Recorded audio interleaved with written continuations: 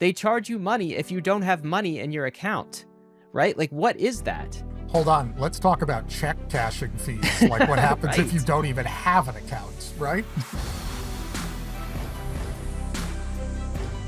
Welcome to Bankless, where we explore the frontier of internet money and internet finance. This is David Hoffman here with Ryan and Sean Adams, and we're here to help the US banking system get an upgrade so you, listener, can become more bankless. Bankless listeners, do you remember the 2008 crisis?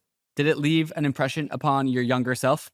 Did it radicalize you against corrupt bankers and politicians? Many of us on the bankless journey have found crypto as a reaction to the 2008 financial crisis and the impression that it left us about money, finance, and banks. Bitcoin, of course, was birthed in the wake of the 2008 crisis and has turned into not just a solution, but also a symbol for opting out of that system. But most people have not found this path. And despite the bankless tools that crypto has to offer, the current US banking system is still structurally the same as it was when the housing market crashed in 2008. Inherent leverage in the system, normal middle American depositors putting their savings into banks, which then put that capital at risk, capture all the profit, and socialize all the losses. Today on the show, we have Austin Campbell, who presents a new way for the crypto industry to rebuild the financial system into a new structure that does not connect mom and pop stores or your average wage saver from being exposed to the risky choices being made by the world's largest banks. Bitcoin allows you to escape from monetary disbasement, but that solution has only gone so far with protecting the world's financial system. Austin on the show today presents a new mechanism for 2008 proofing our financial system and protecting all users of the financial system from the risk that they did not sign up for. Guys, this has been one of my personal favorite episodes of the year. I don't think I mentioned that Oh, to wow. you, David, but after Wow, recording, this was just awesome. It was maybe because it was so unexpected, but Austin Campbell was great in this episode.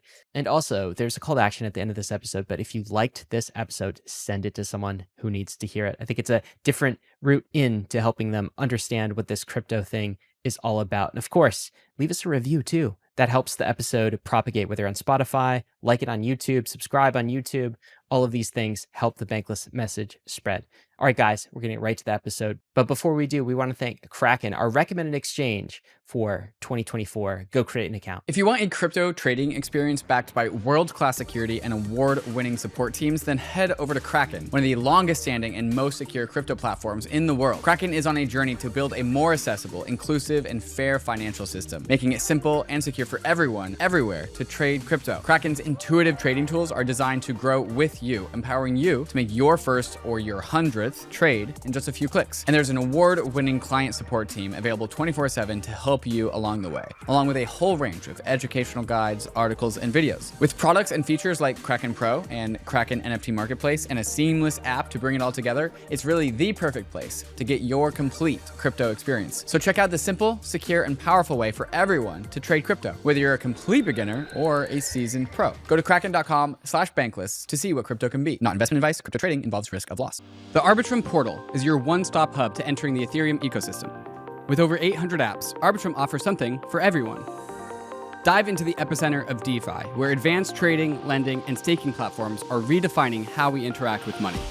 Explore ARBITRUM's rapidly growing gaming hub, from immersed role-playing games, fast-paced fantasy MMOs, to casual luck battle mobile games.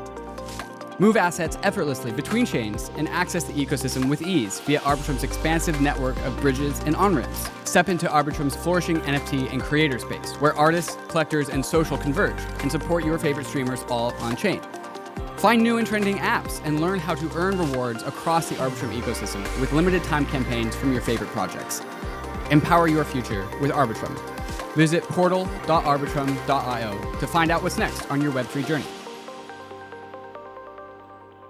Launching a token?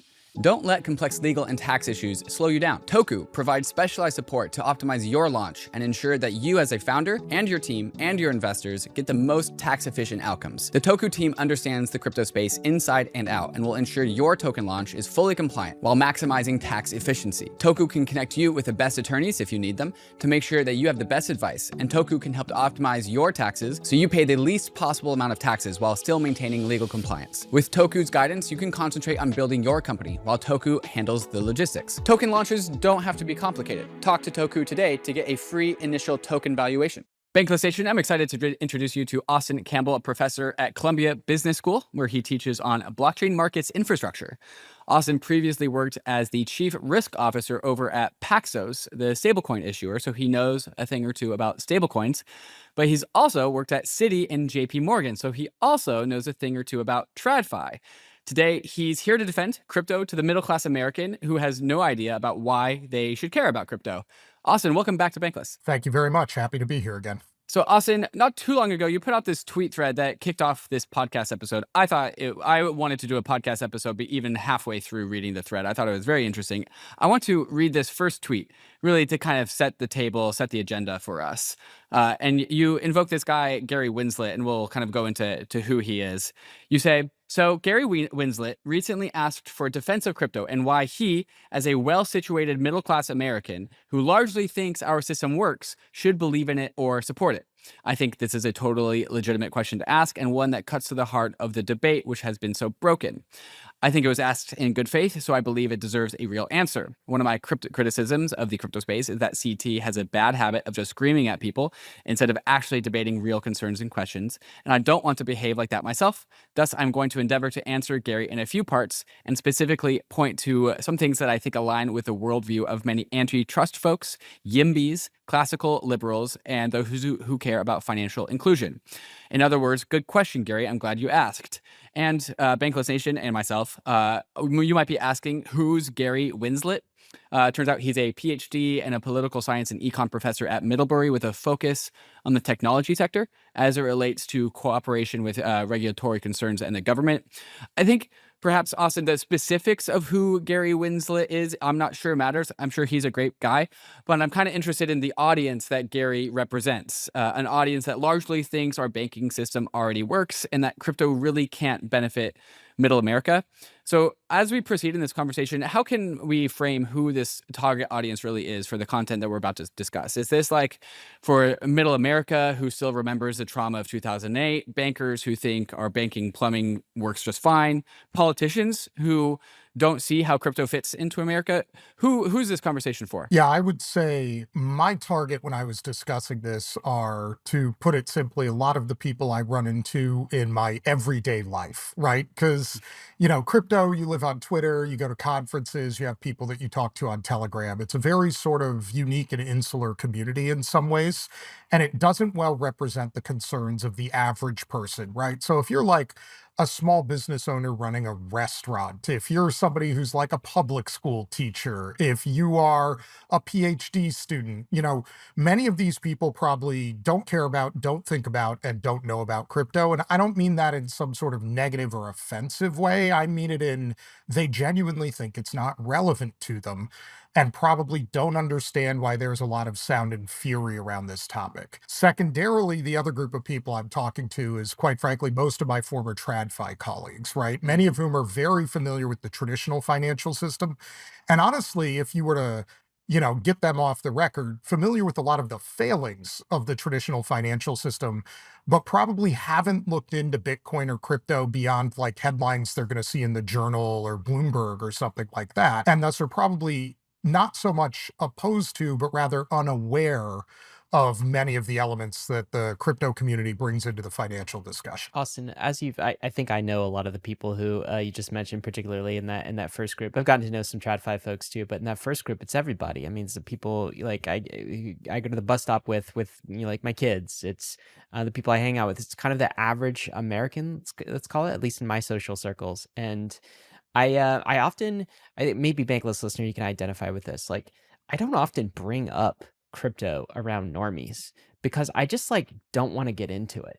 It's kind of like bringing up politics at Thanksgiving. Like, there's all of these preconceived notions, different information sources, like ideas. You just want to have a good time and talk about the weather, talk about your kids, something like that. You don't want to bring crypto into it because it often gets messy. And then what I always feel like I'm put in the position of, I don't know, being a crypto evangelist. Well, it's not actually this, it's this, and it's just awkward. Anyway, when you think about kind of the normies, the middle class Americans that you interact with, what do you think their impression of crypto is when you have these conversations, at least right now, the average person on the street? So I'd say I think there's two different sort of main threads that you run into for crypto with the average person. One is, if we're being totally honest, The most notable person in this entire space to the mind of the average American is still SBF. God, So they I think it's hoped a you wouldn't say scam, that. Really? right? No, but let's be Yeah. honest, right? Like, here, let me ask you a slightly different question. What is the worst bank that you can think of right off the top of your head? The worst bank I can think of off the top of my head. I mean, there's a lot on that list, honestly, Okay, Austin, for but me. most people I ask will answer Lehman, Right, right? sure. And that was That 2008. was one of them that popped Right. in my mind, yes. Exactly. And so my point is these impressions are sticky and they're hard to get rid of, right? Now, that's not a critique of crypto any more than Lehman is a critique of banking or Bernie Madoff is like a critique of asset management. But it is a statement that those are going to stick in people's And Austin, heads. by So the way, number this is one- why I avoid these conversations because, you know, like they're like, oh, you know, oh, SBF. And I'm like, oh, yeah, he's been on the Bankless podcast. And then they think I'm a scammer. And it Yes. just doesn't go well from Yeah, there. I'll teach you guys a few tricks that I've been using to deal with people in the regulatory and sort of like call it real world space. Because I think there are some ways around that, but it involves a deep understanding of what these concerns are. So one is that it's a bunch of scammers. The other one is, cool, you're a bunch of weirdo tech people, but why do I need to use this? Which is not like negative so much as in the sense of like the guy building the drone that does like 3D mapping that he's like flying around in a canyon. And again, back to the average American, they're like, how does this impact my life?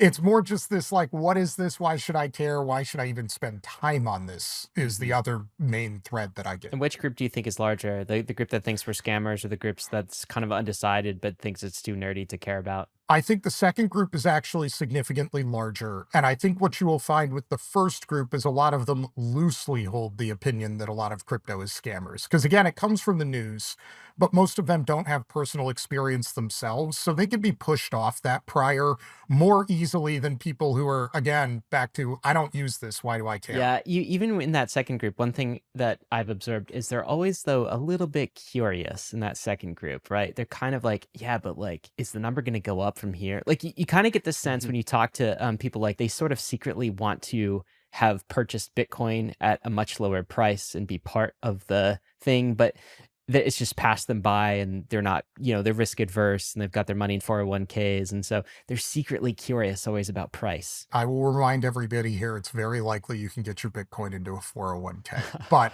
that aside, one, I agree they're often curious about price, but two, that leads me to one of the points that I use talking to a lot of people, which is if I'm talking to what I will call a normie audience, as we've been describing it here, I won't talk about crypto prices at all.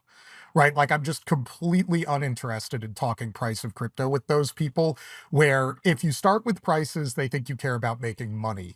If you start with how does the system work? Why does anybody build this? How do you do these things? They're forced to engage on a totally different intellectual Okay, so level. even if they ask you a question about price, you try to redirect them to something more wholesome? Yeah, I immediately lead off with, I'm not here to prognosticate about prices. Right? Like I can fall back on the being a business school professor and being like, look, all prices are a product of supply meeting demand, and that's the end of the story. Next question. It's interesting, Austin, that you brought up Lehman, because I think everyone has some sort of notion of 2008 as an emotional response to them.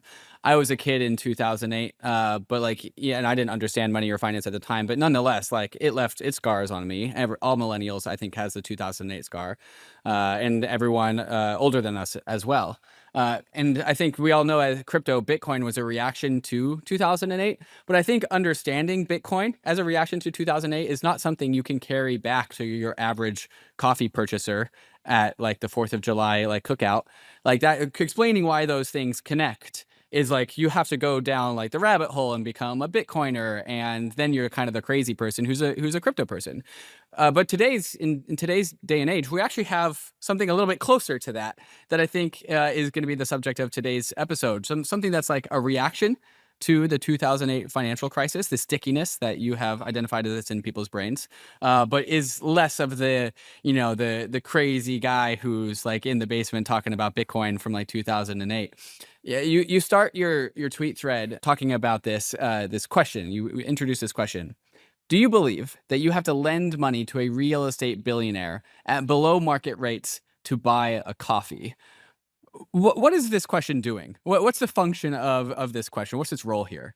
So two parts. One, a good way to get people's attention and get them to listen as opposed to coming with preconceived notions is ask them an unexpected question, right? Because they start trying to answer it for themselves or start trying to figure out, exactly as you're doing now, like, why did you ask that question?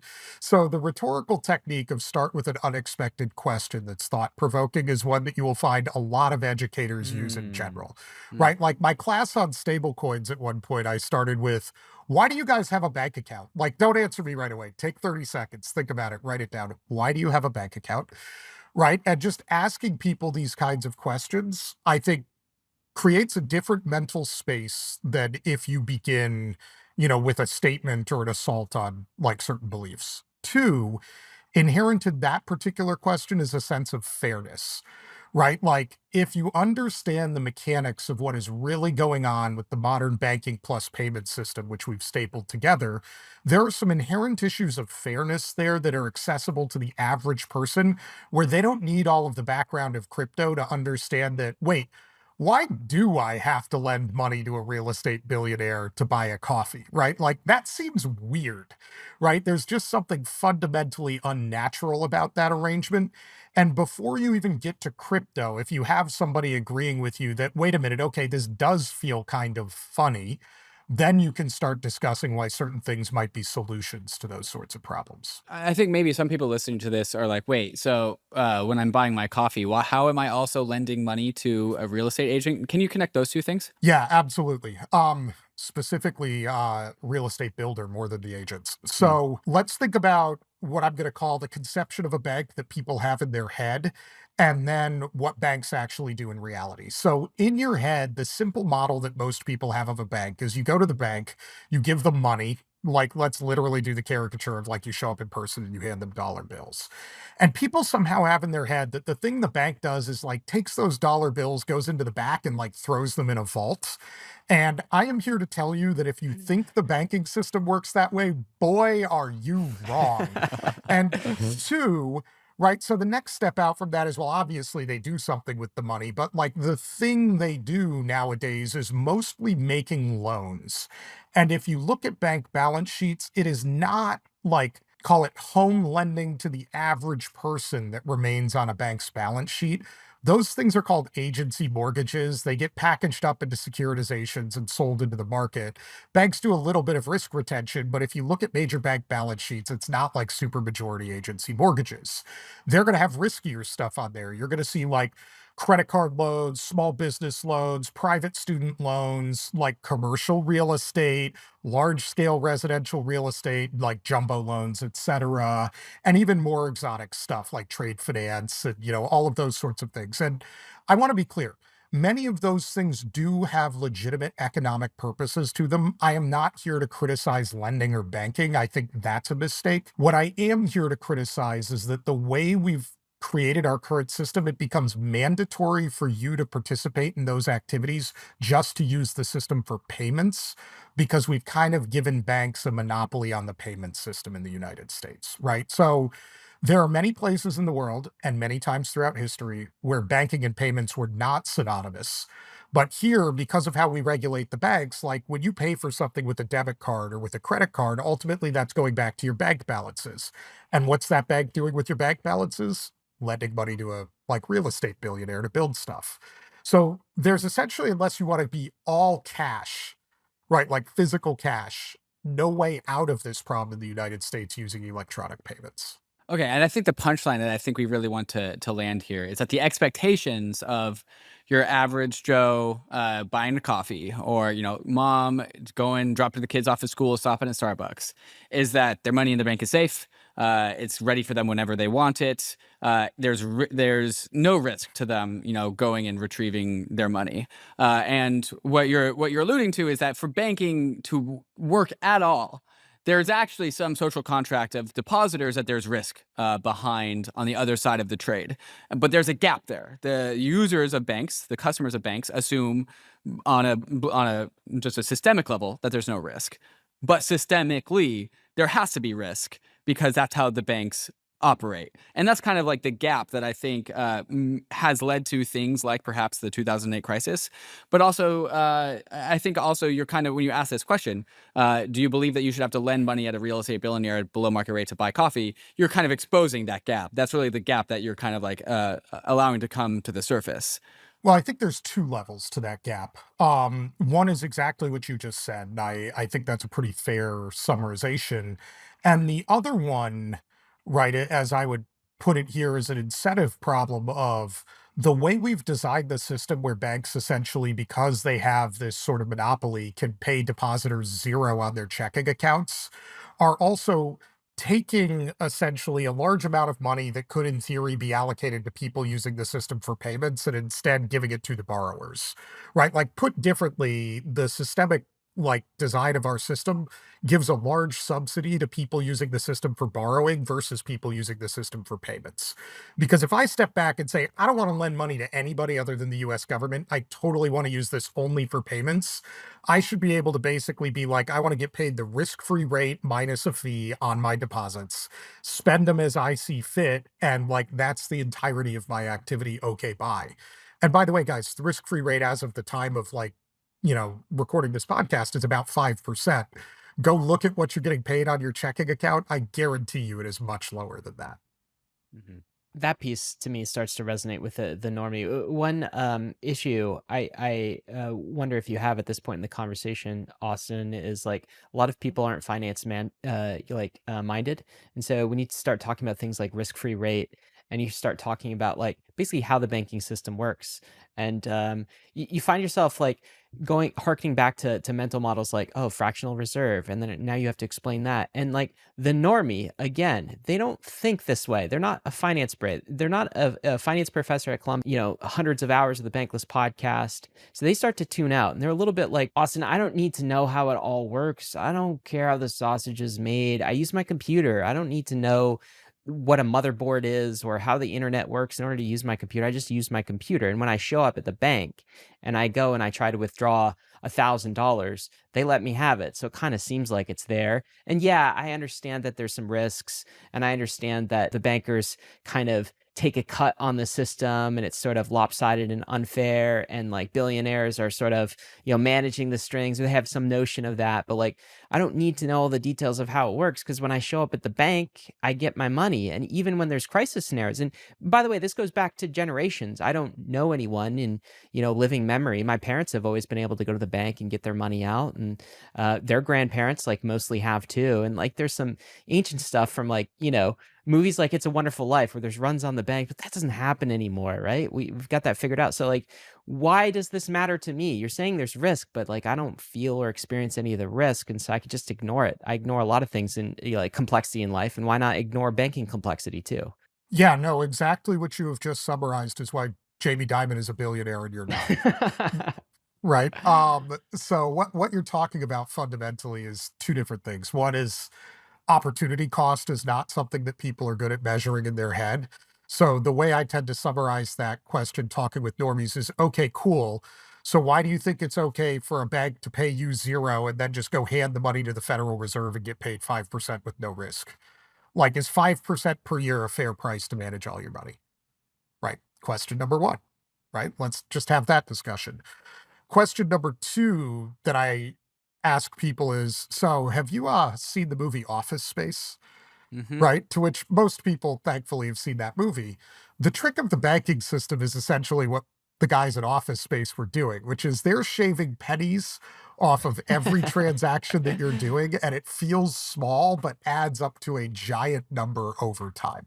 So what you've got to understand is the system is going to charge you over a 10-year period like $100,000 to use it, but they're never just going to charge you $100,000 because you'd lose your mind. They're going to charge you $1 100,000 times.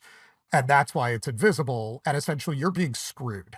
And the fact that you don't know it is exactly what they're relying upon. What about this risk piece? So being screwed, okay, I accept that part of the argument. What about this risk piece? So I put my money in the bank. It's safe, right? I have FDIC insurance. They got the logo there. I've seen this. Yeah.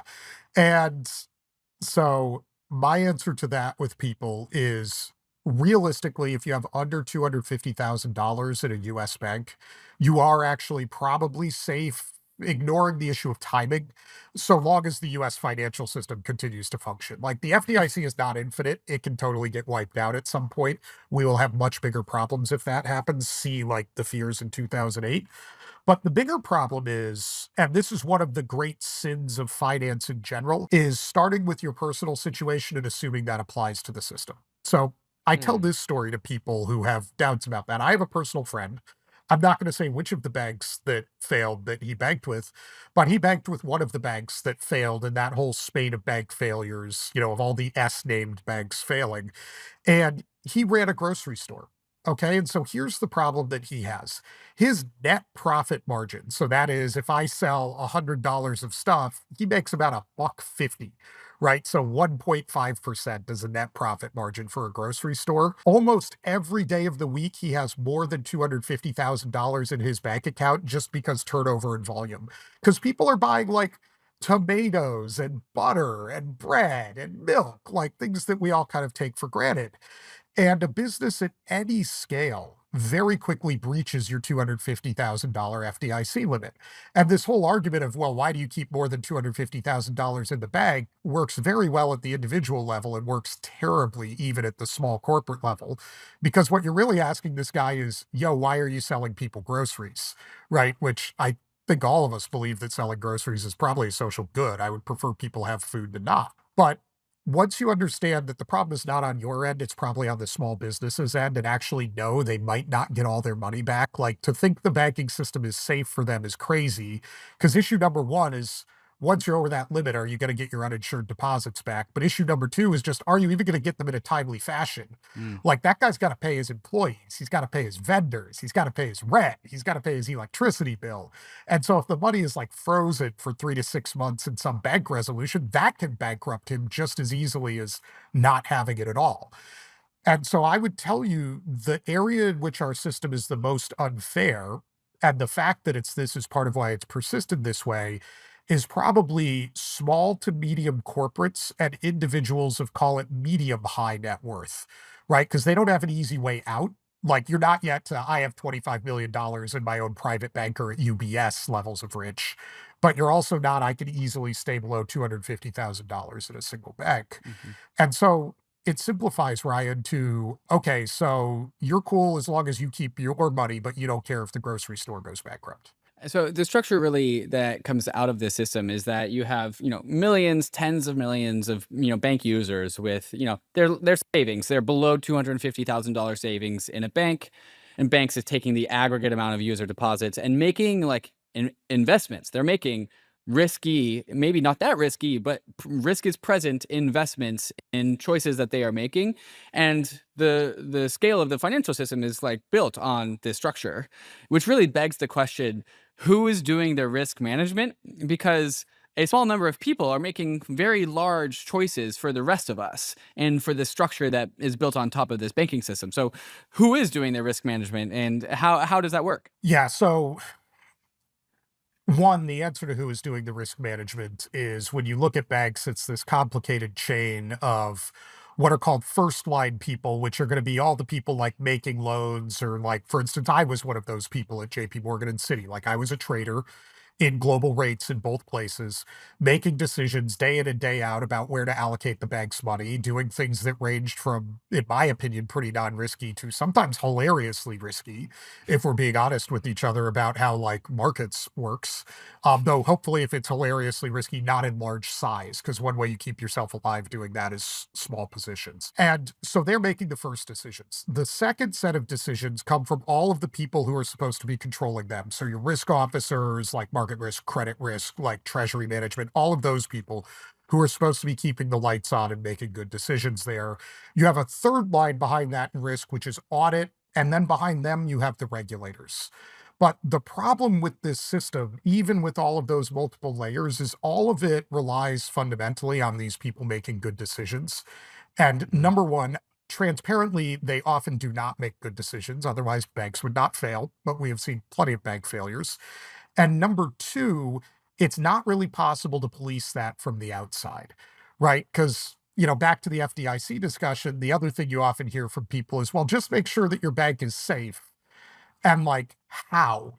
Like, somebody explained to me how to do that with your hands if you are not like a psychopathic fixed income trader trading like a bank capital book at a bank. Like, I did that professionally for a decade at JP Morgan. And I'll tell you right now, and I said this in my tweet thread, I don't think I had a 100% handle on the capital position of all of the banks that I was trading with. Right. And I'm like a professional doing this 80 to 100 hours a week and thinking about this constantly. The idea that my friend running the grocery store should, oh, by the way, go get an MBA and become a bank capital expert just to have a bank account, to me is like ludicrous on the face. There's one part of the story I feel like we need to flesh out because I think there's still a question in the normie's mind, given the case you like presented so far, which is basically you said, look, banks are extorting you if you're a depositor, right? And like I can show you how, and maybe we'll get back to that. And then secondly, you said your dollars in the bank are actually at risk. Even the FDIC 250K, but certainly above the 250K, they're at risk. And I want to like push back on that or ask a question, right? So I think that there could be some social contract that depositor bailouts are a thing now, whether they are acknowledged or unacknowledged. You mentioned the banks, the S banks that had some trouble back in 2023. We saw Signature, we saw Silicon Valley, we saw Silvergate, right? All of these S banks that like went like above the FDIC amounts.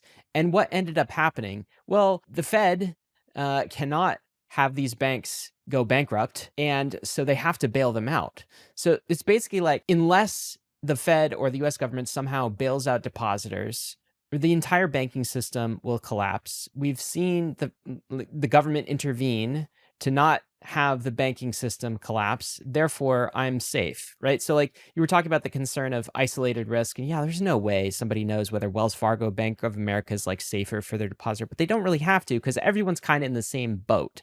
And so as a depositor, you're talking about the individual versus the systemic problem, right? From an individual perspective, if I have $50,000 in a bank account, it goes to zero, that feels real bad.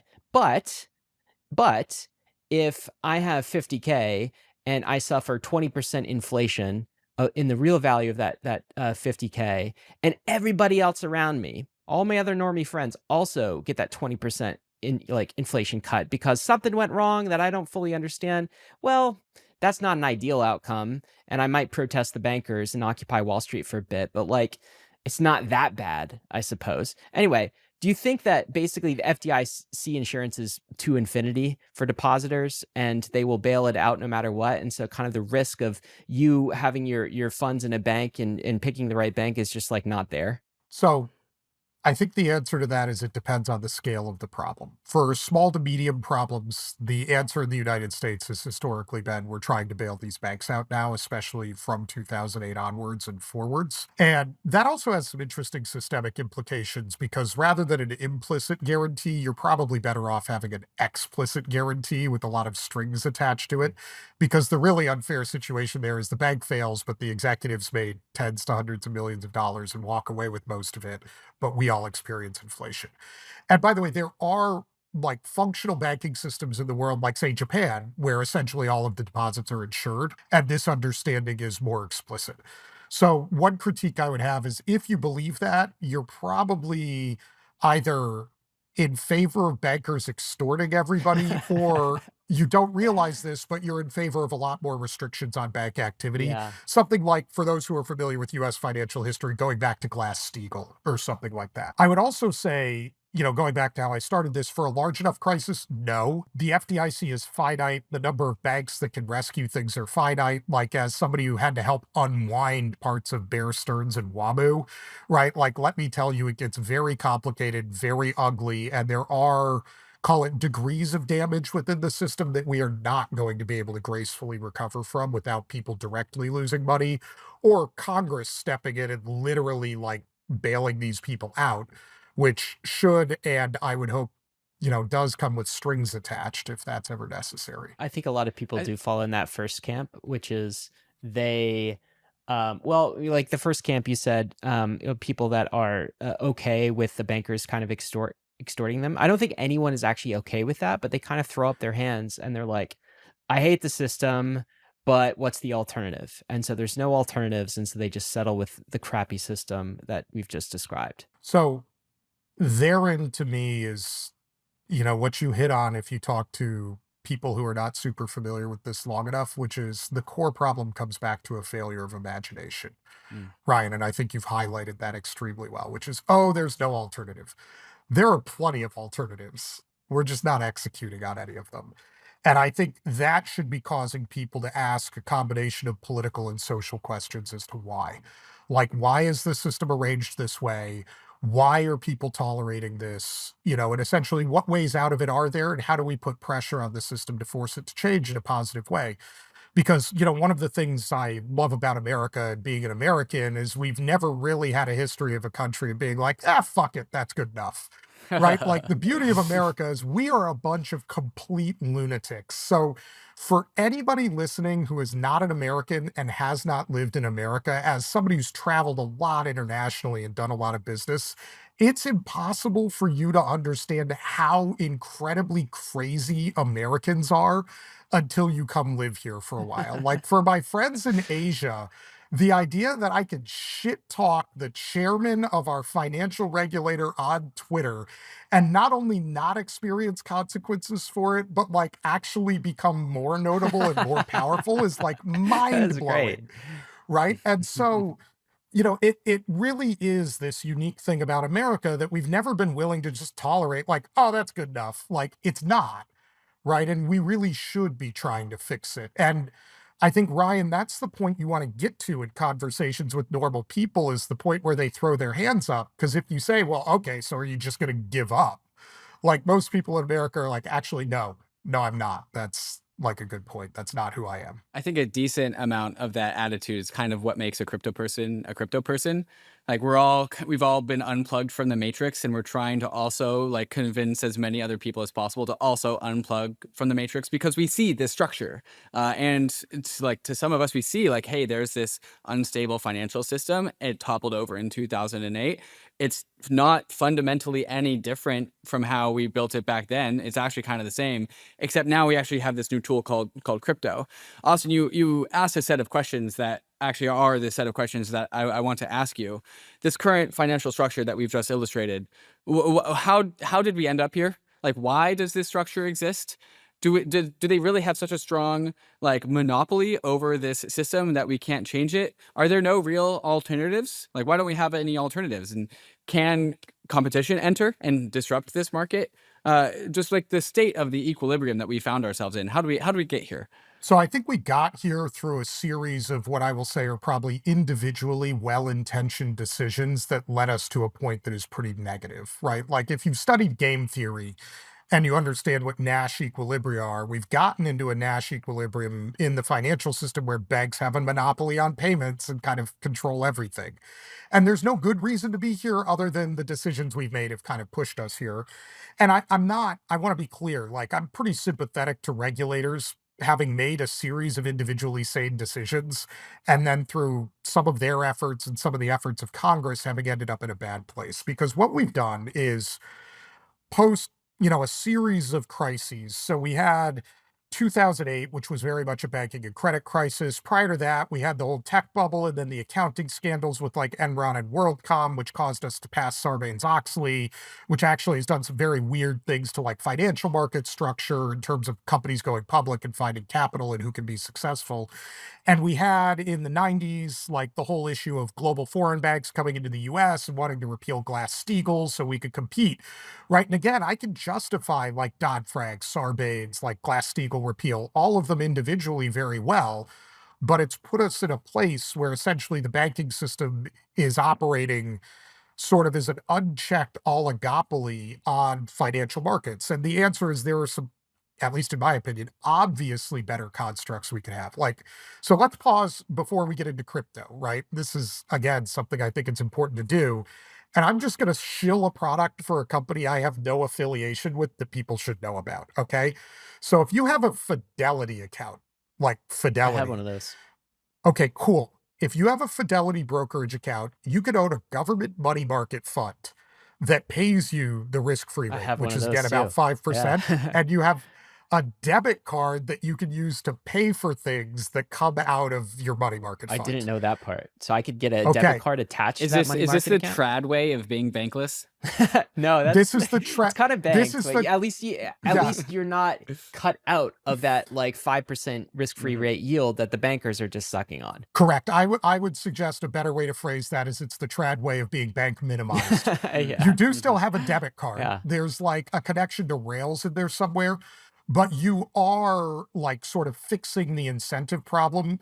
It's your money. Like, by the way, don't turn on securities lending. Don't get a margin account. Do this with a cash account, right? So it's a cash account. It's your money. It's titled in your name. It's a money market fund, and you can pay for Yeah, things so it's with it. basically like a checking account you tie to a debit card, so you can pay for it in the real world. I guess Fidelity might issue this debit card, and then you're getting the 5% yield on that. So I mean, yeah, Correct. that feels nice. It's not FDIC insured though, is it, Austin? No, it is Okay. not. But like, if your T-bills need to be FDIC insured, you've right, got a we're- bigger problem, yeah, right? exactly. That's the key of having a government. Like I remind Right. people, the FDIC is a government agency. Yeah. Excuse me, like a government agency. Right. They are more risky than T-bills, which is why I say use a Right. government money market for this, because that example is meant to construct this thing as basically strictly less risky and yet more profitable for you if you're using the system for payments I than like actually that. just having a That's bank a cool account. TradFi hack. I didn't Right? think about that. There you go. Strictly, Fidelity is not lending out the T-bills. That's just getting the yield straight from the government. And so there's no risk. Exactly. There's no FDIC. Yeah, I mean, there's always risk, right? The U.S. government could fail. Fidelity as an institution could fail. And while you're probably not going to lose your money, there will be a resolution to get it all sorted out. Right. Nothing is ever riskless. And anybody who tells you it is, immediately hang up on them and never speak to them again. But, like, it's significantly less risky than just leaving your money in a checking account and yet pays you more.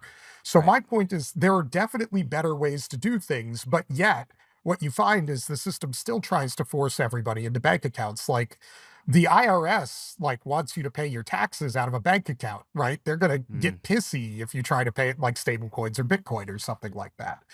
And so, there are solutions that work better before we even get to crypto, because I said some important things that will lead to why I think crypto is. It's funny, by the way, here. Austin, you can't pay your IRS tax bills in treasuries, can you? No. Weird, right? Yeah. Yeah. Interesting. It got to be the dollar. One would think they would want to retire their own debt in return for your tax obligations, but no. Some of this, by the way, is also just the technological incompetence of the Right. U.S. government. One other thing I would tell non-Americans is understand that American bureaucrats are by and large old, not technologically savvy, and not particularly well paid, right? Like the mental model people have in their head is like these geniuses in an ivory tower.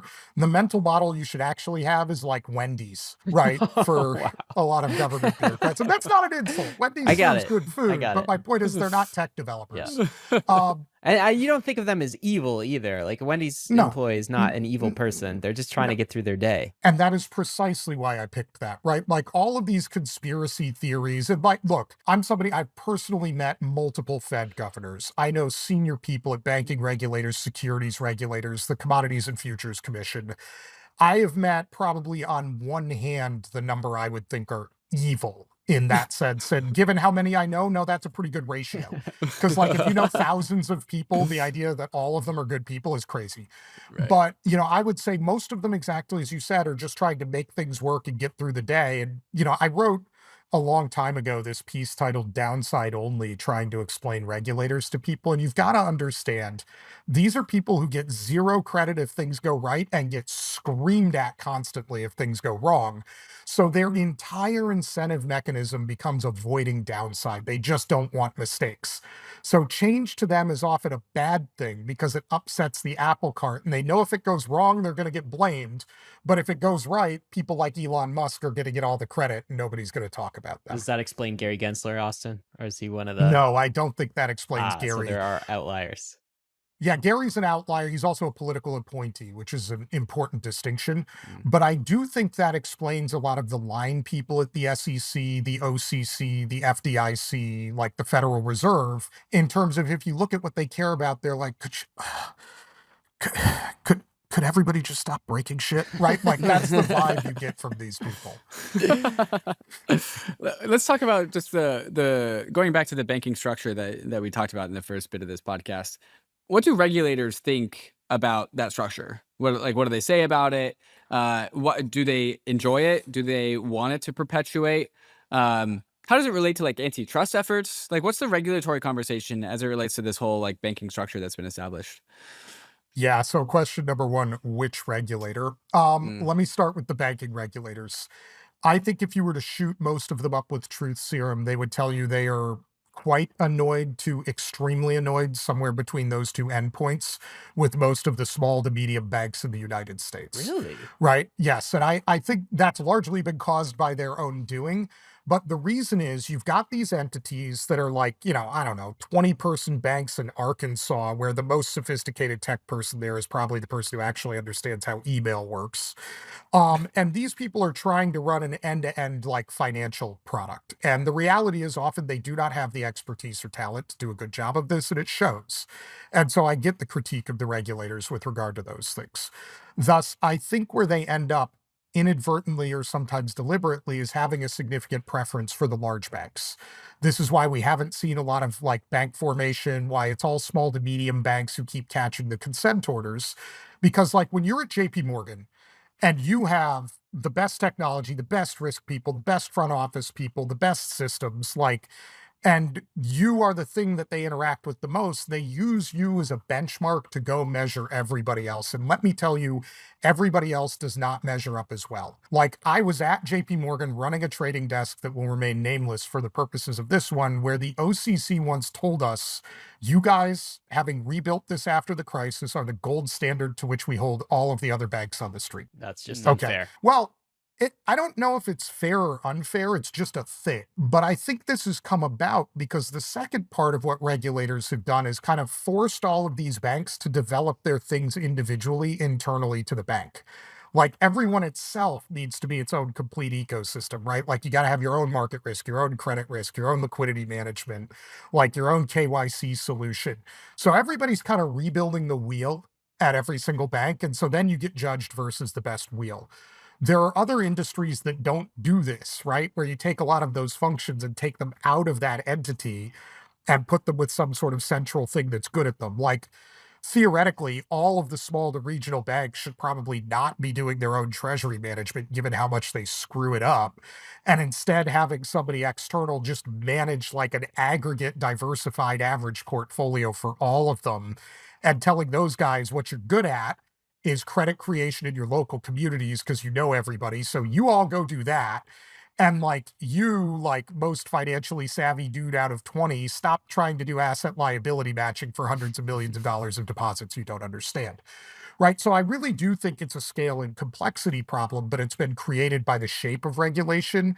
And I think most of the bank regulators, if you got them to be honest, would admit they don't love the current system, but they probably lack both the imagination and the power to get to something better. New projects are coming online to the MANTLE Layer 2 every single week. Why is this happening? Maybe it's because MANTLE has been on the frontier of Layer 2 design architecture since it first started building MANTLE DA, powered by technology from EigenDA. Maybe it's because users are coming onto the MANTLE Layer 2 to capture some of the highest yields available in DeFi, and to automatically receive the points and tokens being accrued by the $3 billion MANTLE treasury in the MANTLE reward station. Maybe it's because the MANTLE team is one of the most helpful teams to build with, giving you grants, liquidity support, and venture partners to help bootstrap your MANTLE application. Maybe it's all of these reasons all put together. So if you're a dev and you want to build on one of the best foundations in crypto, or you're a user looking to claim some ownership on MANTLE's DeFi apps, click the link in the show notes to getting started with MANTLE. The UNISWAP wallet is officially the preferred wallet of Bankless, and it's the one we use anytime when we want to transact on-chain. Whether you're on your browser or on the go, UNISWAP wallet makes it easier than ever to swap anytime, anywhere. Use your wallet to transfer funds directly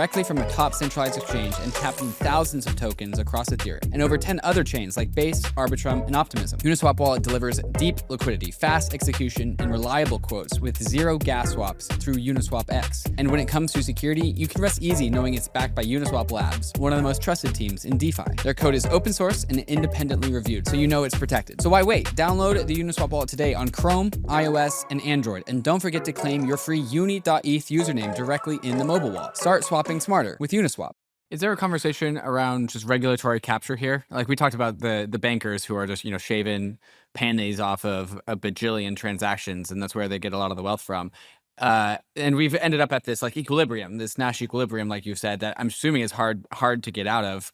What role do the regulators play in the difficulty of getting out of that equilibrium, or do they have like a fault here? Certainly, and also legislators do as well, right? It kind of takes two to tango on the regulatory capture front. And so what I would say is we've created this system where banks lobby, and a lot of the banks have at least some degree of credibility, having managed elements of risk well, especially like the ones at the very upper end, who are constantly saying like, don't make it hard for us to compete. We do the best job, give us favorable rules, like do X, Y, Z, because they're trying to make more money, but I think largely trying to not blow themselves up while making more money, right? And it leads to this sort of toxic situation where the regulators, as I said, basically optimize for safety, which means pushing power to the bigger banks who have been better managed. And legislators get lobbied the most by the bigger banks because they're the ones with the money to do the lobbying. And it sort of creates this situation that we end up in where the bigger banks are over time systematically favored. Maybe barring a few cases, people are doing it deliberately so much as exactly as you would expect. This is the confluence, a lot of incentives all kind of pushing people to this one specific point. And I don't think the people who are going to get us out of it will come from inside that system. I think you need to come from outside it to disrupt that. Austin, just to add a bit of nefariousness here, we did have a gentleman by the name recently of Mel Madison come on the podcast and describe sort of why, in his view, banks suck. And this is maybe less for an average person on the street, but he basically thinks everything you just said is sort of a nation state plus banker cabal, right? They've created this, he called it an unholy alliance, right? Where sort of the nation state has the ability to kind of like print money via fiat and sort of tax its citizens in a backdoor way, and it uses the arm of the banking system to effectively do that. In exchange, the bankers get this kind of monopoly on money and depositors, and like the ability to kind of skim off the top, as we've like discussed so far. I don't know if any one individual actor is to kind of blame. You can't point to somebody, a Wizard of Oz and sort of controlling all the levers here, but the idea that some of this is nefarious, the idea that maybe the bankers just like don't want competition, that they would actively like push out in like somebody from the outside, like crypto is trying to disrupt the good gig, the monopoly that they have going on.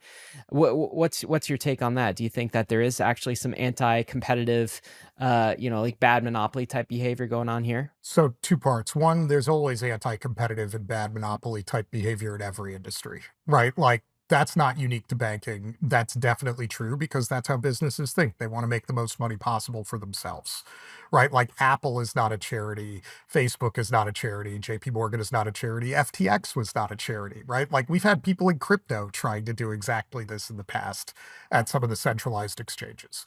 So one, are individual businesses trying to build regulatory barriers so that they have control and have a moat? 100% yes, like always, all industries. But two, acting like it's a grand conspiracy, I wish that were true because that would imply people are a lot smarter than they actually are. Yeah. I think the reality is most of the way you get here is just through ignorance and laziness because, like, none of this is possible if people don't keep voting for the politicians who are doing this stuff. And yet, if you look at electoral preferences consistently over time, right, in democracies, it's spend money on benefits greater than the amount we actually have money to pay for, and then get out of the problem through inflation, because that's kind of the default state. Nobody has to take the blame. And that problem, by the way, not unique to the United States. And so, I think it's just a facet of like how human collective action works.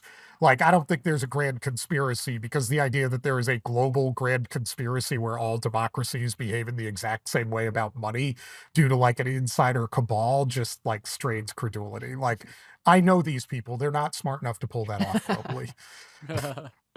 Austin, you said that the solution is going to have to come from the outside. This brings us about halfway through your Twitter thread, which has been the inspiration for this podcast. You say, stablecoins fix this. What if I told you that you could have a product where you custody your own money, or if you don't, you can have a securities style custodian who is not allowed to lend your money and it belongs to you? where the only loans in the reserve behind this money are T-bills, then risky loans to billionaires, and where transaction costs are less than a penny, and rather than the percentage points currently charged to merchants and retail customers for their purchases. So in contrast to the financial structure that we've talked about for the first 45 minutes of this podcast, what might a stablecoin financial system look like? What solutions does this fill? Yeah, so what that is essentially doing is breaking apart the function of using the system for payments versus using the system for borrowing, right? So Ryan, we took you earlier where you said, hey, this fidelity thing is pretty cool. This is your way to use that sort of system in crypto without having to specifically rely on fidelity to hold your money either. Right. And we'll come back to why that point is so important. And honestly, it's probably more important for people outside of the West than people in the West. So put a pin in that. But what it will allow you to do is if I just want to do payments and collect the risk-free rate and then walk away and sleep at night, it's very easy to do it in that system. You don't have to worry about bags. You're not lending money to anybody other than the government. You just move on with your life. And there's no reason on top of that system that you couldn't build the entire current banking system that we have. It would just adjust the rates within that system where depositors would pay more and borrowers would pay higher rates to borrow, which I would argue, given the proliferation of debt within our system, is probably a good thing. Like, once you understand there's this massive subsidy to borrowers, it also partially answers the question of why are Americans so indebted? And the answer is because we give a massive subsidy to borrowers, guys, right? Like all the payments people are subsidizing them. I think if you rebalance that, you'd have a healthier long-term sort of equilibrium within the economy and a lot more safety for people who don't want to take, sort of exotic risks through bank wrappers. I want to double down on something you just said, Austin. The massive subsidy to borrowers. The subsidy is coming from the fact that systemically, everyone that has and keeps and uses and stores their money in a bank account is making rates easier for borrowers. And they didn't really care about that side of the equation. They just need a place to store their money so they can spend it. Yet, as a byproduct of that, they are creating this much more lucrative borrowing market so that borrowers can borrow money at cheaper rates. On a surface, that kind of sounds okay. Maybe I'm incentivizing growth and investment. I'm also incentivizing risk, I guess. Why wouldn't we like that though? Why wouldn't we you talked about the debt, but is that just the main reason? Why wouldn't we want to incentivize borrowing? So I would suggest there's a big difference between incentivizing some forms of borrowing, which we could still do, and making it mandatory, right? Like a system that requires that versus a system that allows that are two very different types of system. And two, I would also tell you one of the interesting things that you observe with many forms of borrowing is it doesn't really change the shape of the activity. It just raises prices. So maybe the best place you can observe this is like college tuition. Right. The fact that the government sort of gives an unlimited guarantee to people on their student loans probably has a hell of a lot to do with why tuition costs have gone one direction over about the past 50 years. Right. So I would suggest the way you should measure borrowing is on a return on investment basis, which is to say, given the money that's being allocated here, are people generating a significant return on investment adjusted for risk in this space? And I would say transparently, there are many forms of borrowing in the United States where the answer is probably no because of how much we subsidize it. And that's why I'm saying, to me, it's getting to an equilibrium. I'm not saying don't subsidize any form of borrowing. Maybe there are types you do want to subsidize. I'm saying don't make it mandatory and ubiquitous for basically all forms of borrowing. Austin, so let's kind of, by way of recap, get to what you're talking about, which is stablecoins here. So we established in the first part of the conversation, our conversation with the average middle class normie that you might see on the street, right? And just your sidewalk in your community, the person you hang out with, where you don't want to have these crypto conversations, and they have accepted the fact that the banking system is ripping them off, and actually their money in the bank is maybe riskier than at first it seemed. We've already made that case. And now you're introducing what you just said, which is crypto can fix this by route of stable coins. And we can build the entire financial system on top of stable coins. So notice, Austin did not talk about Bitcoin, did not talk about Ethereum, nothing like this. Your argument comes at it from a different route, which is stable coins. But let's get back on that thread. Why are stable coins better for me as an individual than my dollars in a bank account. And I know we'll come back to, like, you can transport it. There's crypto rails. You can use it in DeFi, all of these things. That's a crypto native conversation that they're not ready for yet. They don't understand. Right. Just tell me the basics. Is it because I'm getting that 5% yield? And like, if I get USDC today as a crypto user, I'm not getting that yield, right? Anyway, could you outline how that works? Why it eliminates the risk and why it eliminates the banker cut that has been so toxic in, you know, the first case you were making? Yeah. So one, there are ways to get that yield for things like USDC. Like if you leave your USDC on Coinbase, they do pay you. But let's leave USDC aside, because if I'm going to be honest with you, I like the guys at Circle. I think they've done a good job being, call it a forerunner in that space, but I think it's unlikely that USDC is the final form of like a stable coin. Ooh. So let me give a more interesting example here, which is PayPal's US dollar, and I'll explain why it's interesting. Which I learned just hit the billion mark, by the way. Yes, it just did. learned that. Yes, it did. Yeah. So I built a lot of the back end for PYUSD when I was at Paxos. So I'm not asking uninformed questions here, but I'm going to start with this. So if you have $2,000 in your PayPal account, let's leave crypto out of this, just in your PayPal account, and PayPal goes bankrupt, what happens to your $2,000? Does that become a claim on PayPal's assets? Correct. Yeah, you're just a general creditor in the bankruptcy of PayPal. It's actually identical to being an uninsured depositor in a bank. And that doesn't feel in that good. I did context. the whole Celsius thing and the BlockFi thing. That doesn't feel good. It sucks, right? Like, speaking technically, it fucking sucks. Now,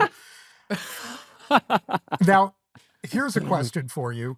If you have PYUSD in your private wallet and PayPal goes bankrupt, what happens? Okay, I feel like we know this by route of Nick Carter, but go ahead, David. I think you just get dollars on a one-to-one basis, like later. You wait some time. Yeah, you might not even have to wait that long, given that Paxos is involved if they're not bankrupt. But the answer is PayPal's reserves for PYUSD are in a segregated trust account in New York State, titled for the benefit of the stablecoin holders, meaning that, Ryan, if you own $100 of PYUSD, that is your property, not PayPal's. Wow. Oh, interesting. Right. Oh, cool. That's way Yes. better. Exactly. So it's almost bearer asset-like. It is bearer asset. Like, is it is bearer the asset same like. thing as the cash asset in your Fidelity brokerage account that is titled in your name. But that PayPal, the PayPal stablecoin, what's that backed by? Is that all kind of like treasuries in the back? So if you look at what Paxos holds, full transparency, when I was there, we started publishing reports down to the penny for what is in there. So you can go look at Paxos's website and answer that question to the penny of the stuff. But the general guidelines that it is allowed to be in are bank deposits, which should be minimized. And in the case of Paxos, when there are uninsured deposits, they largely also try to buy private market insurance on that to sort of, you know, double tap on that problem of credit risk. And then it will be super majority T-bills and something called overnight reverse repo, which I won't bore people with the details of, other than to say that stuff is also secured by U.S. Treasuries in Paxos's case. How does this compare to the earlier TradFi example, where we were talking about like me hooking up my money market account in Fidelity to a debit card? What kind of Same stuff. Same stuff. Like Paxos's reserve management strategy, which I built so I can talk about this, is basically the same as what the large US asset managers use to run their government money market funds. This is the same stuff, right? So your Vanguard government money market fund, your Franklin Templeton government money market fund, your Fidelity government money market fund, your BlackRock government money market fund, all look substantially similar. It's T-bills and overnight reverse repo. Same thing Paxos is doing. And that, by the way, is not an accident, because if you go back and look at 2008, when you hit a credit crisis of what instruments are going to make it through that in one piece, you have just discovered the list of instruments. And that's why that's what's in there. Okay, now what about the yield part, Austin? So I don't currently get that with most stablecoins that I've tried.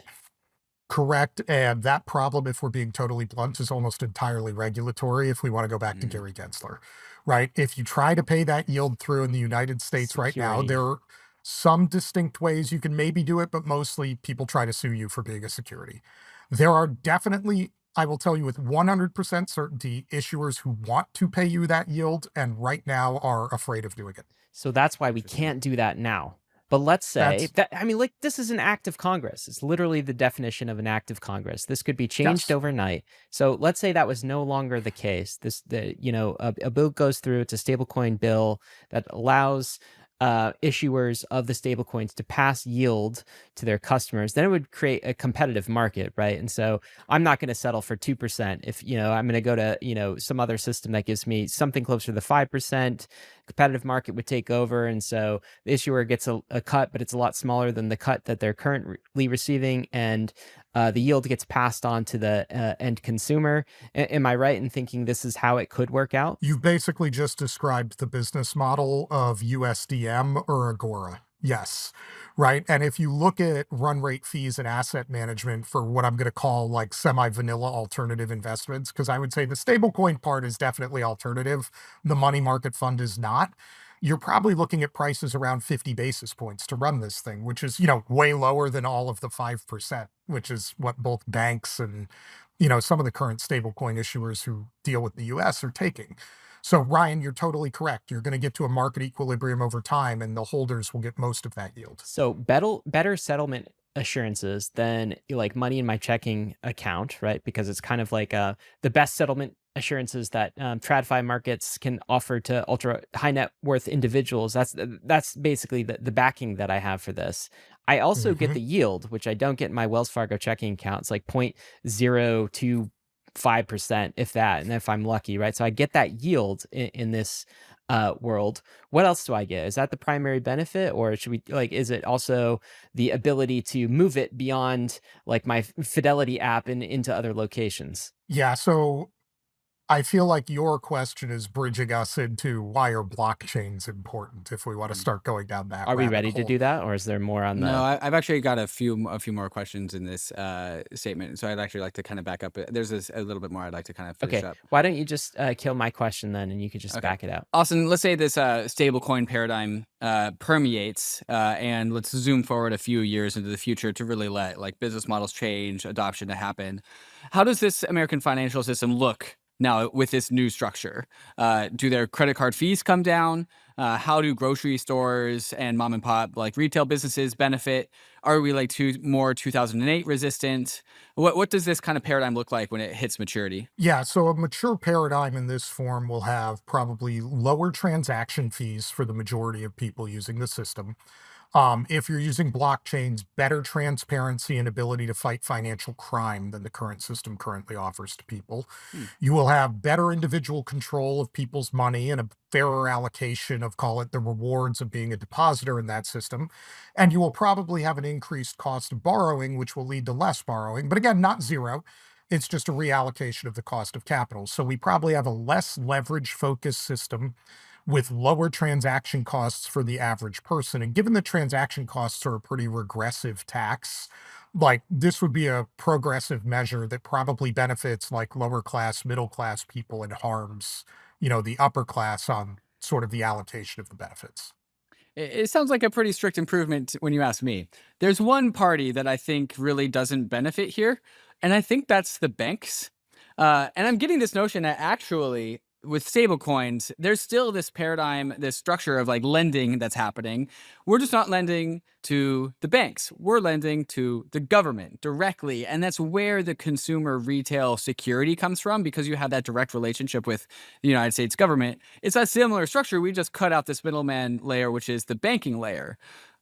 So what does happen to the banks in this paradigm? Like, does this whole industry just contract meaningfully? I think it contracts, but I don't think it vanishes, right? Because if you look at the core value of banks, they're doing a couple of things for the world. So, one, and I want to be clear, I think these are valuable like services to provide. The discussion we're having is really at what cost should they be provided. So one is credit intermediation. I do think people should be able to like borrow money to start businesses and buy homes, right? Like call it the Bitcoin maximalist view of all credit is bad is an argument in favor of like European feudalism where only a landed aristocracy has money. I don't Right. think that's a great system. We've seen that historically. The question is just what's the rate for those things? But keep in mind, higher rates also bring prices down. There's a leveling effect there. Another thing that banks are very good at sort of systematically over time has been securities issuance and market making in that space, right? As you get to the investment banks, like away from just community banks, that is a real service. You know, as much as people want to hate on Goldman Sachs or JP Morgan or Citi or, you know, even Lehman back in the day, I think the fact that American companies can form, raise capital, and exist at scale has a lot to do with the investment banking system that we've built up in the United States. And I do think it's important that we still have that. Again, the question is just what is the cost for services there? The last part, which is the part I think banks will stop doing, is payments, right? Mm. Like banks right now basically run the payment system. And in that context, I kind of ask the question of why. And that is a very like American way of doing it. If you look at Europe, they have like e-money issuers. If you look at China, they have like the everything apps. And those people are the ones largely running payments. Like the idea that the banks should have a monopoly on the payment system, I don't think is a given. And I think that's where they'll lose. Is this, by the way, Austin, why payments suck so bad in the US? Like ACH payments, like I still have to use a checkbook for a lot of things, which is like ridiculous. Payments, so listen, if you've lived in the United States and you've never lived anywhere else, let me tell you that you are essentially living in the 1970s when it comes to payments. I don't think people realize that, but like, so trivia question for you guys. If I asked you to give me a guess on how many years ago real-time payments went live in Japan, what would your answer And be? what's real-time payments really quick? Is this just Like like instant, 24/7 instant payments. like a real Venmo settlement? type of experience? Yes. But Yes. really, I'm like gonna go with the 90s. I think it's post internet. You know, I would say early 2000s. Yeah, those are both good guesses. And here's the point that leaves us in. We're like, what, 25 years out of date as a result of that in the US system? Right. Right? So, like, again, Asia has had RTP since basically late 90s, early 2000s as you run around there, right? Like this whole like, oh, we don't know how RTP will work. It'll be dangerous is like, have you heard of the existence of South Korea? And, you know, I just find this infuriating as somebody who looks at international finance that we can't get there. So yes, it's largely like a combination of bank monopoly and legislative and regulatory inaction because there's no reason we can't. We just haven't. And stablecoins immediately gets us there. If the entire US system was substituted out, you know, like suddenly overnight for stablecoins, basically we're already there, real-time payments via stablecoin. And doing it with stablecoins has an important benefit that a lot of the current Asian RTP systems don't have, which is those are still closed systems, right? So there may be a 24/7 system, but getting access to it, being a member and like integrating into that is hard. When you're using a stablecoin on a blockchain and it's an open access system, that is a totally different experience when you have money Legos. Because now I could get my money from my brokerage account to my checking account, or I could go like buy a car with it, or I could go like put it in compound, like whatever the hell you want to do on a uniform platform, which is not always the case even in the RTP countries, right? That may be solely within like the banks. And I think the money Lego component of this is something the TradFi people really have had a hard time wrapping their brains around because the system they live in is so antithetical to that.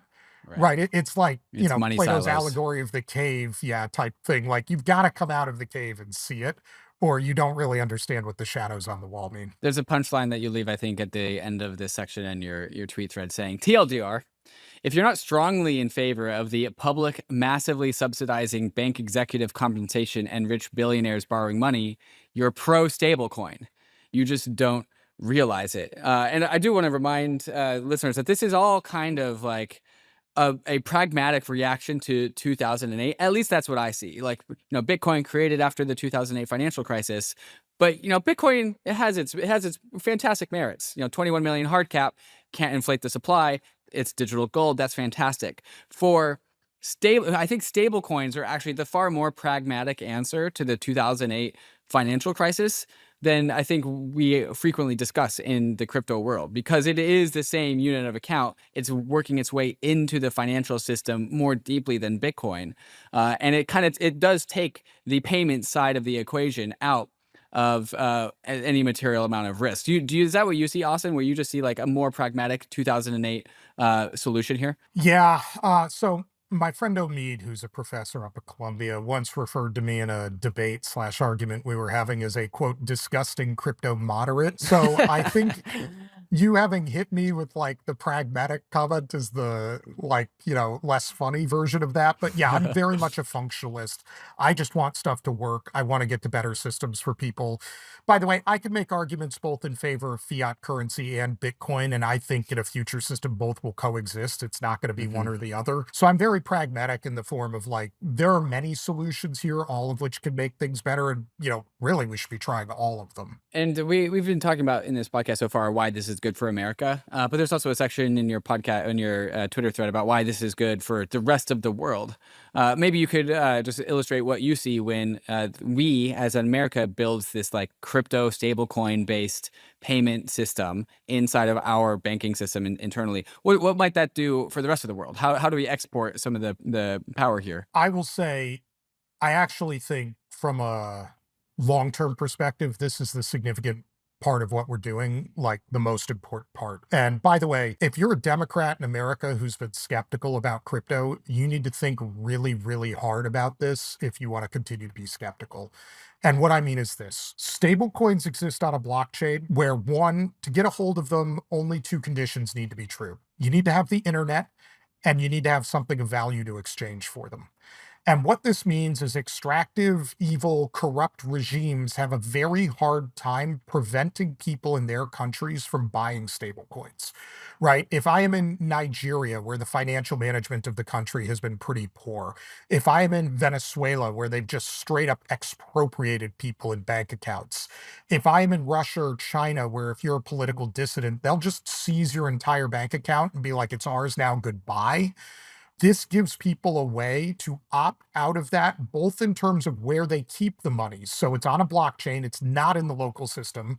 Your local people can't just steal it from you. And two, to put it in dollars, because the other way corrupt central banks steal from their people is through inflation, right? And this gets people out of both. And if you live in a Western society where whatever complaints we have about the US financial system, and trust me, we've had plenty, they pale in comparison to complaints about like the Zimbabwe financial system, right? It's not even orders of magnitude the same. Creating the opportunity for anybody in the world to opt into the US dollar system with self-custody is maybe the single largest human rights upgrade we can make.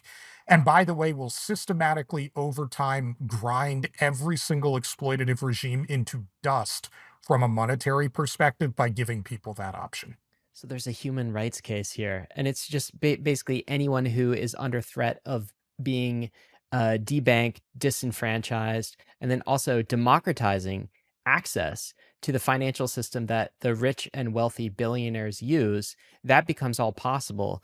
All you need is the internet connection and something of value to exchange. I feel like that part hasn't hit normies yet because you can say it, Austin, but and like we say it, we often say something similar on Bankless, but we haven't yet had the mainstream crypto wallet that, it doesn't have a 24-word seed phrase or something like that, that somebody could just like spin up. I mean, David's recording this from Argentina, where like crypto usage is just like much more embedded in the culture and everyday usage.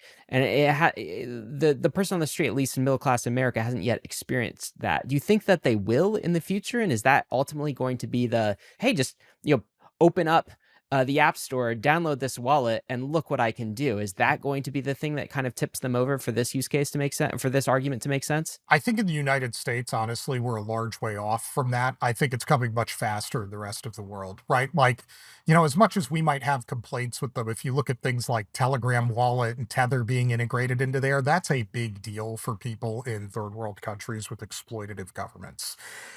Products like that will probably be built for users in places like that and by people in places like that before it gets to the United States. What I would say to people in the United States, and sort of the riddle that I hit people with, is like, why do you think women should be completely controlled by the Taliban? Right. And again, when you ask that question in an unexpected way, people will be like, well, I obviously don't believe that. You're like, Wow. oh, that's interesting because. Right. And so you start revealing, sort of through your own lack of knowledge about this, you're actually massively discriminating against people, especially disfavored minorities. Right. And so you've got to unpack it in that way. Somebody who's done a really good job of that, by the way, and I would say, is somebody people should pay attention to on this front is Richie Torres in Congress, Mhm. right? He talks a lot about the human rights case for crypto. Like, look at Richie and you understand why. This is a dude who is in Congress, one of the most eloquent speakers there, also does not have a college degree and grew up poor as hell in the Bronx. Like, he has seen people without access to banking services. He has seen people victimized by predatory regimes. He has seen people who don't have control of their own money, like firsthand. That is his lived experience. And so it's not surprising to me that Richie was one of the first Democrats to be like, oh, this is super interesting, right? Like the use case is staring him right in the face. But the way I express it to other people is, look, you may not use crypto. That's fine. Nobody's telling you to. You don't have to. But being opposed to it existing means you are against these people having solutions. Like, why are you against that? Yeah, it strikes me that a lot of the arguments that you've made are going to be appealing to anyone who is sort of supportive of the 2008 Occupy Wall Street, disrupt the banks sort of like function here. And a lot of people on the left. I mean, you just look at like $6 billion annually in overdraft fees that banks charge Americans. Overdraft fees. They charge you money if you don't have money in your account, right? Like, what is that?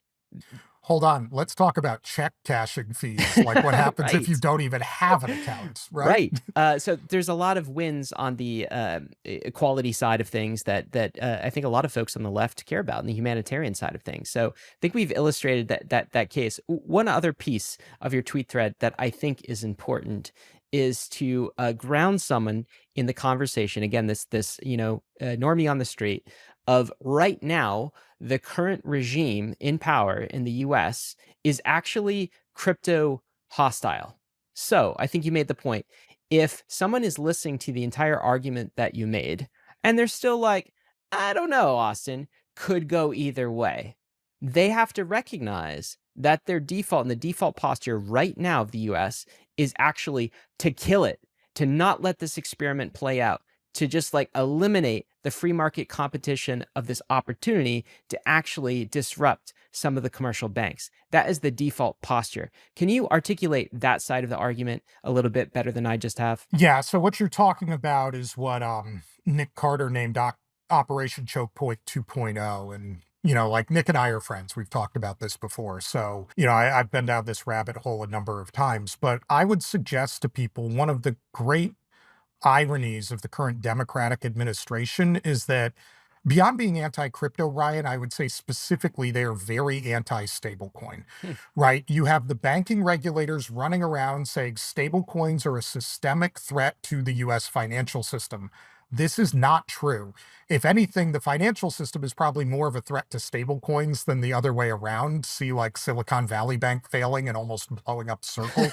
But two, they're mainly just a threat to bank executives and bankers making money off of these zero deposit rates. Like, if you think a pile of T-bills is a systemic threat to the US banking system, then you don't believe the US banking system Okay, works. Like, this is a crazy this is statement. very curious because someone like Elizabeth Warren, who's part of the anti-crypto army, she actually rose in my political consciousness, maybe in other people's at a different time, but on the back of the 2008, the bankers are all corrupt. I'm going to go reform the banking system. I thought that she would be someone who is very anti-bank, and yet you're saying the anti-crypto bent and anti-stablecoin is actually a pro-bank posture? What is that old statement? Like, you either die a hero or live long enough to become a villain. Yeah. Like, that's Elizabeth Warren in a nutshell right there. Like, I would suggest to people, nobody in the entire United States is better for bank executive compensation than Elizabeth Warren. Wow. I'm Shots gonna fired. clip that and send that to my family. I meant what I said. I don't think Liz is doing it on purpose, but I think her actions are leading exactly to that point. Like, she is restraining the competition that would take apart the too big to fail banks by doing this. Number two, Ryan, you brought this up earlier. You've got Gary Gensler in the SEC, which is to say, when your playbook is, we're not going to write the rules down, but also we're going to run around and sue people, often on inconsistent legal theories in different courts. And by the way, also, just as an aside, we're going to commit perjury to try to bankrupt people and hope we get away with it. This actually happened, by the way. Look up the debt box case if you don't believe me, where the SEC was sanctioned for that exact behavior and had to close down their Salt Lake City office. This is not the action of people behaving in good faith, right? And so the US regulators, by taking this hysterically negative stance towards these things, are actually fundamentally very anti-human rights. And also, I don't think they understand this, incredibly pro-financial crime. And so I look at this and I'm just like, okay, this is evidence of a broken system. And rather than trying to persuade the people doing this that you really, really, really need to change, I think at this point it's easier to get rid of them. Hmm. Now, one thing I would caution people is that is not a statement about all Democrats. Again, I've met many Democratic staffers, some of the representatives, some of the senators. I would not describe all of them as anti-crypto. And in fact, some of them are the most pro-crypto people in Congress, like Richie Torres or Wiley Nickel, right? The difference, as you look at it, is almost always like a relatively decent correlation to age. Like the older you are, the more crypto skeptical you are as a Democrat, and the younger you are, the more crypto positive you are.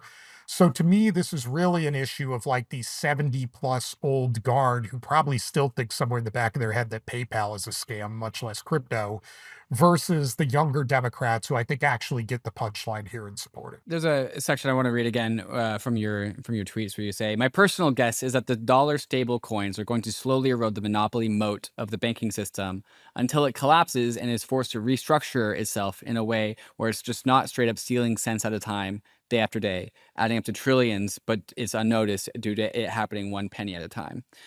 Is that where you think this motivation behind Operation Choke Point 2.0 is really coming from?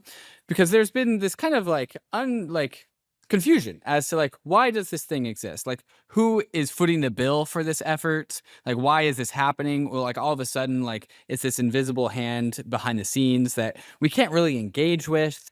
What do we know about the motivations and actors behind Choke Point 2.0? Yeah, so I think it's the collision of a couple of different elements. There are definitely people who are on the side of the big banks who want to preserve their like oligopoly over the system, even from the regulatory side, because quite frankly, it just makes it easier for them to regulate them when it's 8 of their friends and they know who to call about what and they're familiar with it. Number two is the general US regulator antipathy towards technology. Like this extends beyond crypto. Look at AI. Look at the fact that people still freak out about like automating KYC in any form. Like Sultan Meji, who was the former head of innovation at the FDIC, quit in disgust and wrote like a famous op-ed about it, you know, calling out the technophobia of US banking regulators writ large. This issue is not specific to crypto. And then I think there's a third part, which goes back to what I said, which is regulators only own the downside here, man. Change is always scary to them. Right. And it's really, if it were any one of those elements, it's easy to fight. It's all of them together that produce a pretty steady table with like multiple legs to stand on. What's so fascinating here, Austin, is just like we've been doing this podcast for like 4 years now, David and myself. I feel like we've heard every single crypto pitch imaginable. Interestingly enough, we haven't yet heard this one, because not once in your pitch to kind of the average middle class person in America did you really dwell on Bitcoin or like sound money or Ethereum and like as a property Smart rights contracts, system, yeah. or smart contracts or programmable money. Instead, you sort of based it on the premise that banks are ripping you off, and here is a way to bypass commercial banks, and the infrastructure is kind of like ready, and all you need is an internet connection. So you have this like access and like a quality pitch. I think that's great. And I think that could open the door to a lot of people who are skeptical about it. I do want to read this because this ties a bow on the whole Operation Choke Point thing. So if someone, the average like middle class American, listens to Austin's case up to this point in time, it's incumbent on them to also then justify the anti-crypto posture that the US is taking, or to push for a change. And in order to justify this, you say this: if you aren't convinced crypto has any value, I would also bring you back to one point. Are you so convinced that we should destroy it versus letting it compete and just lose in an open market? I mean, that is the key question, isn't it? Like, are you so convinced that you actively want to destroy it? And I want to throw that question like to you back in the form of the election that's ongoing. So we've seen a very crypto favorable, at least in words, Donald Trump and GOP. They've even written some like, crypto friendly verbiage in the political platform. On the other side, we haven't seen this movement from Kamala Harris and the Democrats at this point. So there's an opportunity to do this. Both David and I were hoping, fingers crossed, the DNC, that some sort of crypto language would get inside of the official Democratic platform. Democrat platform, and that didn't happen. What's your take on why? Like, because it seems like it's getting to the point where they're actively trying to quelch the project by not saying anything to continue the Biden policies, which have been anti-crypto. What do you think's going on? And do you have any just reflections on this? Okay, so let me start with the Republican side of things because I think that's a little easier to explain. If you want to know how pro-crypto the Republicans in the House are, I'm a New York Democrat who teaches at Columbia University, called by the Republicans in House Financial Services to testify about stablecoins. You spoke to them in Right. front of Congress. Yes, yeah, I testified in April of last year or something like that. Are you And saying you were again, like last on their list because of your your position? Is no, that I'm saying the fact that they will bring a Democrat as a Republican witness tells you how much they care about this Yep. space, right? It's for them bipartisan and they want to get it done. I think Trump, look, the reality is Trump changes his position on things a lot. I don't read much into his comments other than that he's not anti-crypto. And that's significantly better than the Biden administration, who is staunchly anti-crypto, right? So just again, speaking as a pragmatist, it is obvious that Trump will be an upgrade. The question is just how much of an upgrade. Where I've been very disappointed on the Harris side and what I think is going on there is the Elizabeth Warren, control economics wing doesn't like private market solutions writ large. They don't like banks. They don't like crypto. Like Elizabeth Warren is the person who wanted the post office to be the bank, right? If you remember that whole thing. And, I think that's what's driving the administration and Harris in particular being silent on this is by making an anti-crypto stance, she'd pick a fight with all the crypto people. By making a pro-crypto stance, she'd pick a fight with the economic left wing of her own party.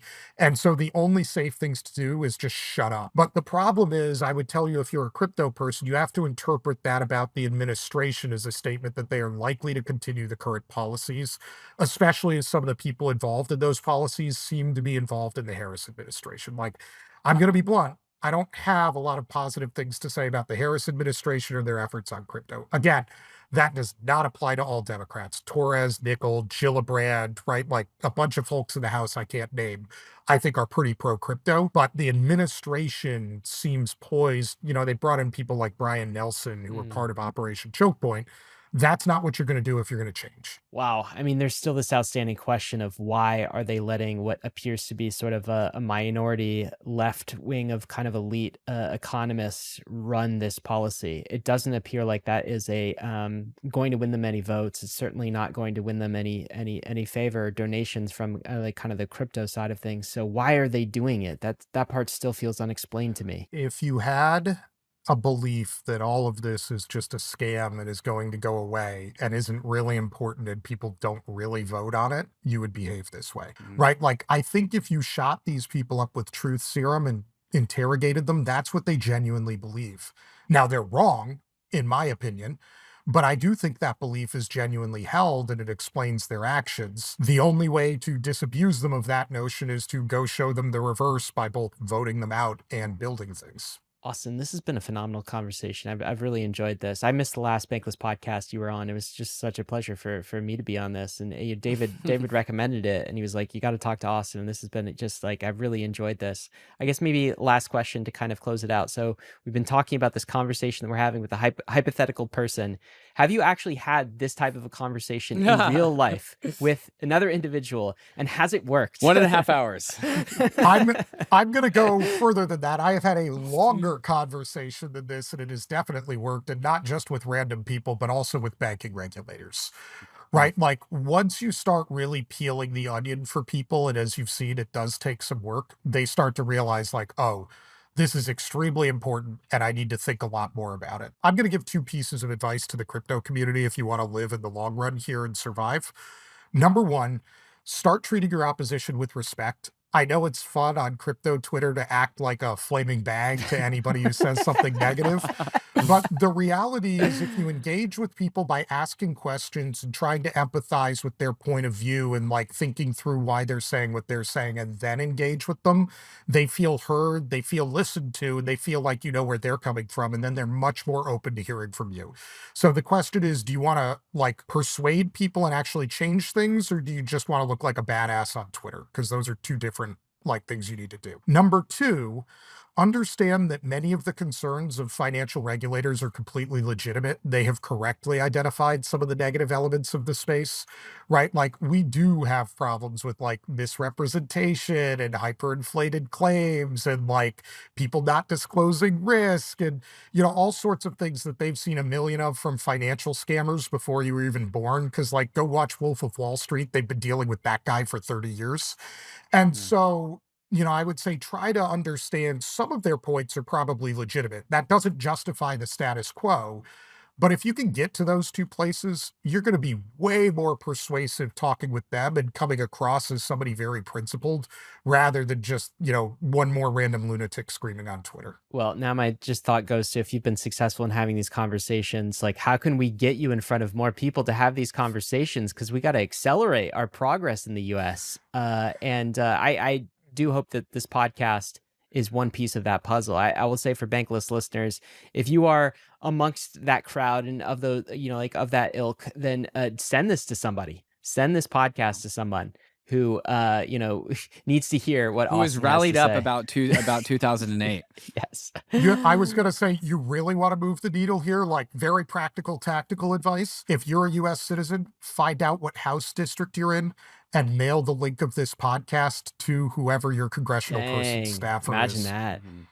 Bankless Nation, you got some marching orders. How about for anyone who's outside of the U.S.? What is there anything for them, Austin? We were talking about the average middle-class American. So the answer to that is we don't have another hour and a half. That'll depend what country you're in and what you're doing. Like, let me actually say some positive things too. So just the other day, I spoke at a financial forum and I was invited to speak there by the JFSA, which is Japan's financial services regulator.